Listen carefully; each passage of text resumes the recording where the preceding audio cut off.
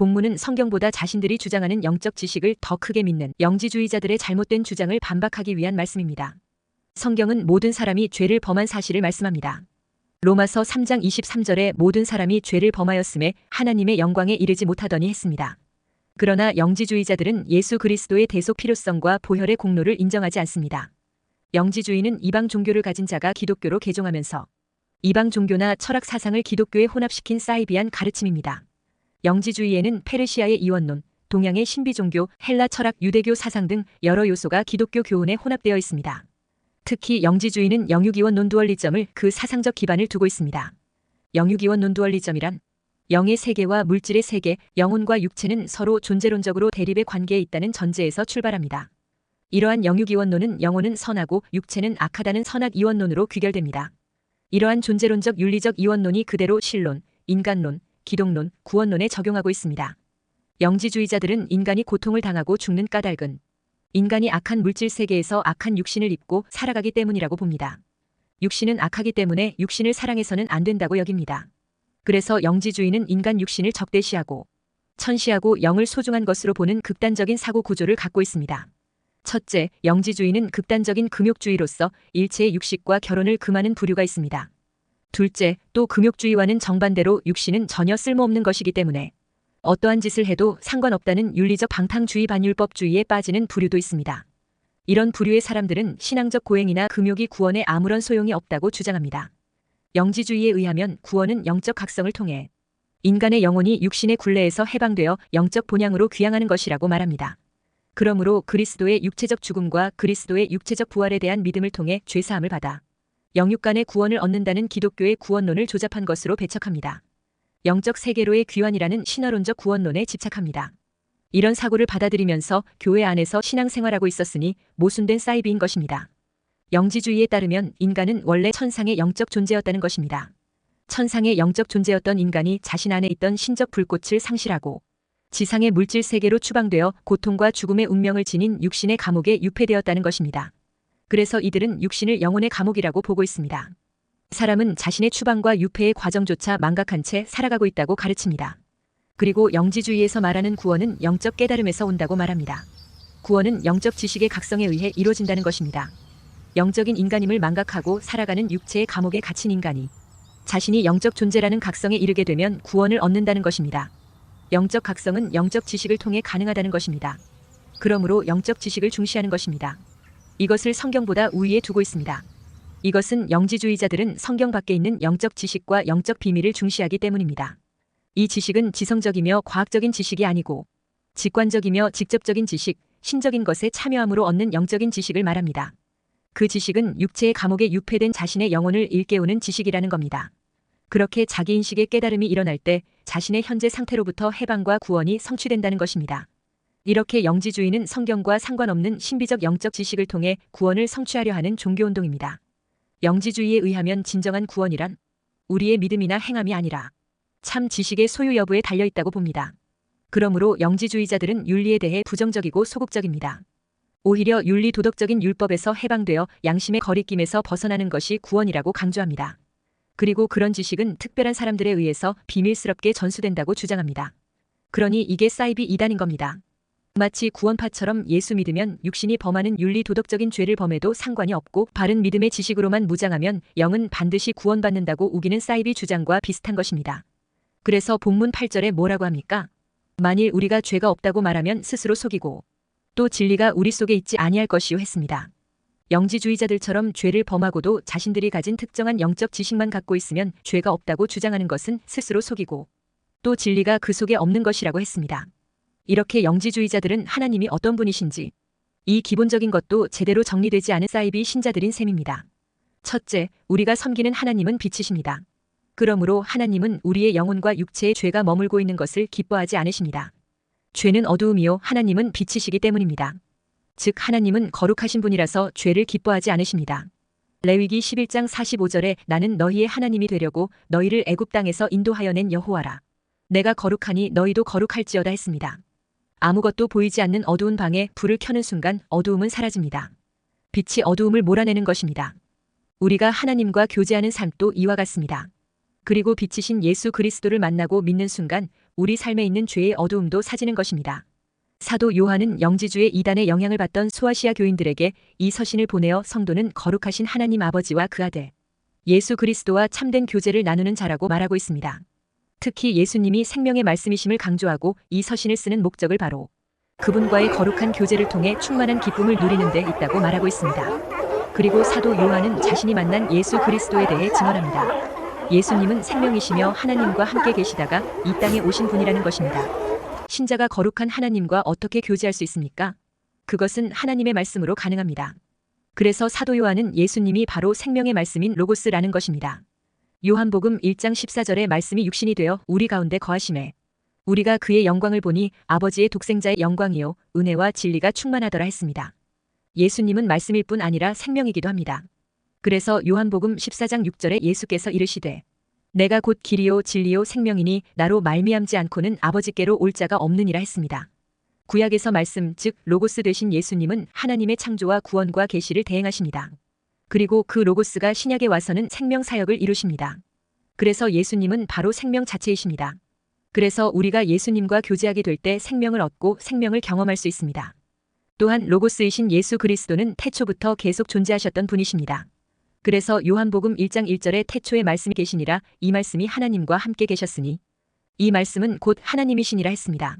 그런데 신약에 이르자 이 로고스이신 말씀이 육신을 입고 사람으로 나타나십니다. 그래서 요한복음 1장 14절에 말씀이 육신이 되어 우리 가운데 거하시고 하나님 아버지의 독생자로 나타셨다는 것입니다. 말씀 되신 예수님이 우리 가운데 거하시고 나타나셨다는 것은 사도 요한이 성육신하신 예수님에 대한 증인들 중에 있다는 의미입니다. 그러니까 예수님의 사역과 고난, 부활을 목격한 사도적인 그룹에 있다는 것입니다. 사도 요한이 직접 경험한 생명의 로고스 되신 예수님을 전파하는 이유는 사귐을 위해서입니다. 예수 그리스도를 직접 경험한 사도들과 이 예수님을 전해 듣는 교회 사이에 사귐을 위해서 요한이 증언한다는 것입니다. 그래서 요한일서 1장 3절에 우리가 보고 들은 바를 너희에게도 전함은 너희로 우리와 사귐이 있게 하려 함이니 우리의 사귐은 아버지와 그의 아들 예수 그리스도와 더불어 누림이라 했습니다. 여기서 말하는 사귐은 헬라어로 코이노니아입니다. 이것은 신자 간에 혹은 신자와 하나님과 예수 그리스도 사이에 갖는 교제를 뜻합니다. 그리고 헌신을 동반한 영적, 물질적 나눔을 뜻하기도 합니다. 다시 말해 전인격적 교제라는 것입니다. 그런데 이 사귐은 곧 아버지와 아들과 더불어 누리는 사귐입니다. 사도와 교회의 사귐의 기초는 하나님과의 사귐입니다. 성도의 사귐은 하나님과 예수 그리스도와의 사귐에 기초한다는 것입니다. 그리고 이 하나님과의 사귐은 빛이신 하나님과의 사귐입니다. 요한일서 1장 5절에 하나님은 빛이시라 그에게는 어둠이 조금도 없으시다는 것이니라 했습니다. 하나님은 빛이시라는 것은 구별되고 거룩하신 분이라는 것입니다. 이에 반해 어두움이라는 것은 도덕적 의미로 죄와 악을 가리킵니다. 그러니까 하나님은 죄와 악이 조금도 없으신 거룩하고 완전하신 분이라는 것입니다. 그러므로 우리가 하나님과 사귐이 있다고 하면서 어둠 가운데 행하는 자는 두 가지 잘못을 하는 것이 됩니다. 요한일서 1장 6절에 만일 우리가 하나님과 사귐이 있다 하고 어둠에 행하면 거짓말을 하고 진리를 행하지 아니함이거니와 했습니다. 하나님과 사귐이 있다 하고 어둠에 행하면 첫째, 그는 거짓말을 하는 것이 됩니다. 왜냐하면 하나님과 어둠과 극명한 대조를 이루는 분으로서 절대 어두움과 함께 사귈 수 없기 때문입니다. 또 하나님과 사귐이 있다 하고 어둠에 행하면 둘째, 진리를 행하지 않는 잘못이 있습니다. 진리를 행하는 자는 빛으로 나오게 되어 있고 악을 행하는 자는 빛을 피하게 되어 있기 때문입니다. 그래서 어두움 가운데 행하는 자는 결국 진리를 행하지 않는 자라는 겁니다. 진리를 행하는 것은 예수 그리스도와 하나님의 계시에 반응하여 긍정적인 빛의 삶으로 이어지기 때문입니다. 그런데 어두움에 행한다는 것은 진리의 말씀인 하나님 안에서 행하지 않는다는 것입니다. 그래서 요한복음 3장 20절에서 21절에 악을 행하는 자마다 빛을 미워하여 빛으로 오지 아니하나니 이는 그 행위가 드러날까 함이요 진리를 따르는 자는 빛으로 오나니 이는 그 행위가 하나님 안에서 행한 것임을 나타내려 함이라 하시니라 했습니다. 둘째로 구원받은 성도라면 죄에 대해 어떤 자세를 가져야 하는 것입니까? 하나님과 사귐이 있는 성도는 죄를 버리고 회개함으로 성결된 삶을 추구해야 합니다. 오늘 본문 8절, 9절의 죄에 대한 두 가지 태도에 대해서 말하고 있습니다. 요한일서 1장 8절, 9절에 만일 우리가 죄가 없다고 말하면 스스로 속이고 또 진리가 우리 속에 있지 아니할 것이요. 만일 우리가 우리 죄를 자백하면 그는 미쁘시고 의로우사 우리 죄를 사하시며 우리를 모든 불의에서 깨끗하게 하실 것이요 했습니다. 먼저 만일 우리가 죄가 없다고 말하면 두 가지를 의미한다는 것입니다. 첫째, 스스로 속이는 것이고 둘째, 진리가 우리 속에 없다는 것이라고 했습니다. 인간이 죄인이라는 것은 유대 전통이나 헬라 전통에서 흔히 볼 수 있는 이야기입니다. 또 성경도 인간이 죄인이라고 분명히 말합니다. 시편 14편 1절에 어리석은 자는 그의 마음에 이르기를 하나님이 없다 하는도다. 그들은 부패하고 그 행실이 가증하니 선을 행하는 자가 없도다 했습니다. 그러므로 죄를 부정하는 것은 그 사람 안에 하나님이 없고 진리가 없다는 증거입니다. 또한 죄에 대해 죄를 자백하는 사람이 있습니다. 그러면 신실하시고 의로우신 하나님께서 그 죄를 용서하십니다. 그리고 우리를 모든 불의에서 깨끗하게 하신다 했습니다. 그러니까 하나님은 의로우신 분이십니다. 하나님은 죄를 기뻐하지 않으시며 죄와 함께하지 않으십니다. 그래서 우리가 겸손하게 회개하며 하나님께 나아가면 하나님은 은혜와 자비로 용서해 주시는 것입니다. 우리가 죄를 회개하고 자백하면 하나님은 미쁘시고 신실하시고 의로운 분이시라 그 사람을 용서하십니다. 출애굽기 34장 6절 7절에 여호와께서 그의 앞으로 지나시며 선포하시되 여호와라 여호와라 자비롭고 은혜롭고 노하기를 더디하고 인자와 진실이 많은 하나님이라 인자를 천대까지 베풀며 악과 과실과 죄를 용서하리라. 그러나 벌을 면제하지는 아니하고 아버지의 악행을 자손 3, 4대까지 보응하리라 했습니다. 그러나 죄가 없다고 우기는 사람은 하나님을 거짓말하는 자로 만들게 되고 하나님의 말씀이 그 속에 없게 됩니다. 거짓은 마귀의 영역에 해당합니다. 요한복음 8장 44절에 너희는 너희 아비 마귀에게서 났으니 너희 아비의 욕심대로 너희도 행하고자 하느니라. 그는 처음부터 살인한 자요. 진리가 그 속에 없으므로 진리에 서지 못하고 거짓을 말할 때마다 제 것으로 말하나니 이는 그가 거짓말쟁이요 거짓의 아비가 되었음이라 했습니다. 그러므로 영지주의자들이 사이비한 세상 지식에 물들어 죄를 지어도 영적인 지식만 있으면 아무 상관이 없다고 하는 주장은 진리가 없는 거짓에 속고 있는 것입니다. 초대교회 성도들이 이런 사이비한 주장에 속지 말아야 한다고 사도 요한이 가르치고 있는 것입니다. 우리의 육신이 햇빛을 보지 못하면 머지않아 죽을 수밖에 없듯이 우리의 정신과 영혼도 신령한 생명의 빛을 보지 못하면 죽을 수밖에 없습니다. 우리의 정신과 영혼의 빛은 진리 되신 하나님이십니다. 요한일서 1장 5절에 우리가 그에게서 듣고 너희에게 전하는 소식은 이것이니 곧 하나님은 빛이시라 그에게는 어둠이 조금도 없으시다는 것이니라 했습니다. 미국 버지니아 대학에서 철학과 의학을 전공한 레이먼드 무디 레이먼드 A. 무디 주니어 박사가 우연한 기회에 교통사고로 죽었다 살아난 사람으로부터 경험담을 듣게 됩니다. 그는 그 이후 비슷한 체험을 한 사람을 무려 163명이나 만나보고 조사하는 과정에서 이 체험들이 상당한 공통점이 있다는 것을 발견합니다. 1975년 그는 이런 죽음의 체험을 한 약 50명의 대표적 사례를 묶어 사후에 세계 라이프 애프터 라이프를 출판하여 세계적인 베스트셀러가 되었습니다. 그 내용에 의하면 사람이 죽었을 때에 어떤 이는 긴 터널을 지나고 어떤 이는 어두운 골짜기 같은 곳을 지나더니 너무나도 밝은 빛이 자신에게 다가오는 것을 보았다고 했습니다. 그 빛을 본 순간 너무나 감격스럽고 행복하여 그 빛으로 달려가고 싶었다는 것입니다. 그런데 살아있을 때 거칠고 험악하게 사람을 해치며 살았던 사람의 경우는 그 빛을 본 순간 두렵고 불안하여 어두운 곳으로 도망치고 싶은 마음이 솟구쳤다는 것입니다. 그런데 빛 되신 분을 만났을 때 두 가지 질문을 받았다고 했습니다. 첫째는 땅에 있을 동안에 사람을 얼마나 사랑하였느냐는 질문입니다. 둘째는 살아있을 때에 자신이 맡은 사명을 잘 감당하였느냐는 질문입니다. 그런 질문을 받고 다시 죽음에서 깨어난 사람들에게 삶에 큰 변화가 일어났다고 합니다. 과거에 어두웠던 삶을 청산하고 바르게 살려고 노력하더라는 것입니다. 또 성경을 읽고 올바른 교회나 성당을 찾기 시작하고 옛날과는 달리 기회만 있으면 사람들을 도우려고 힘쓰게 되었다는 것입니다. 성경 요한일서 첫 장에는 빛이신 하나님을 말씀합니다. 하나님은 빛이시기에 그에게는 어둠이 조금도 없으시다고 했습니다. 우리가 영원한 빛이신 하나님을 찾아 섬기면 어둠을 벗어나 빛으로 사는 삶이 행복한 삶이 되고 진정한 성공의 삶이 됩니다. 그러므로 주의 백성들은 어둠을 멀리하고 하나님의 빛 가운데 행해야 합니다. 하나님은 선하고 의로운 하나님의 형상을 따라 인간을 지었습니다. 그러나 악한 마귀는 인간을 유혹하여 어두운 죄 가운데 넘어지게 만들었습니다. 그래서 첫사람 아담과 하와가 범죄하게 된 것입니다. 인간은 범죄로 도덕적인 부패가 그 마음속에 들어왔습니다. 그때부터 인간의 지성과 감정과 의지가 죄의 어두운 힘에 지배당하고 말았습니다. 그래서 죄가 강력하게 인간의 마음을 이끌어감으로써 어둠을 더 사랑하고 어둠이 더 끌리는 타락한 본성이 인간 안에 강력하게 심겨지게 되었습니다. 그리하여 하나님의 형상을 따라 지음받은 인간 내면의 본성에 어둠의 힘이 작동하여 마음으로는 선을 행하고 싶어도 더 강력한 어둠의 힘에 이끌려 악을 행하게 됩니다. 그러나 하나님의 긍휼은 택한 인간들을 불러 거듭나게 하십니다. 그리고 그 안에 성령이 내주하여 새 사람의 본성이 심령에 심겨져 타락한 옛사람의 본성과 맞서 싸우게 하십니다. 그래서 점점 어둠의 일들을 물리치고 타락한 본성을 제어하고 이기게 됩니다. 이것을 성화라고 합니다. 그래서 에베소서 5장 8절 9절에 너희가 전에는 어둠이더니 이제는 주 안에서 빛이라 빛의 자녀들처럼 행하라. 빛의 열매는 모든 착함과 의로움과 진실함에 있느니라 했습니다. 그러면 빛의 열매인 착함과 의로움과 진실함의 열매를 맺히는 사람으로 살려면 어떻게 해야 합니까?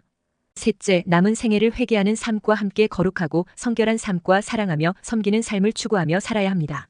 그러려면 당연히 영지주의자 같은 부패 타락한 사고방식은 아예 마음속에서 자리 잡지 못하게 해야 합니다. 거룩하고 성결하려면 항상 하나님의 말씀 앞에서 어두운 것들은 회개하고 정결한 삶을 유지해야 합니다. 특히 불평 원망의 불신앙이 들어오면 속해 회개해야 합니다. 이스라엘 백성들이 출애굽한 이후 광야에서 의식주 문제가 좀 힘들어지자 원망 불평하는 죄에 빠집니다. 민수기 21장 4절, 5절에 백성이 호르산에서 출발하여 홍해 길을 따라 에돔 땅을 우회하려 하였다가 길로 말미암아 백성의 마음이 상하니라. 백성이 하나님과 모세를 향하여 원망하되 어찌하여 우리를 애굽에서 인도해내어 이 광야에서 죽게 하는가. 이곳에는 먹을 것도 없고 물도 없도다. 우리 마음이 이 하찮은 음식을 싫어하노라 하매 했습니다. 그 일로 하나님께서 불뱀을 보내어 원망하던 백성들이 많이 죽게 되었습니다. 그러자 모세는 속히 회개하며 하나님의 긍휼을 구했습니다. 그때 하나님은 모세에게 노수로 불뱀 형상을 만들어 장대 위에 매달아 모든 사람이 볼 수 있도록 하라고 했습니다.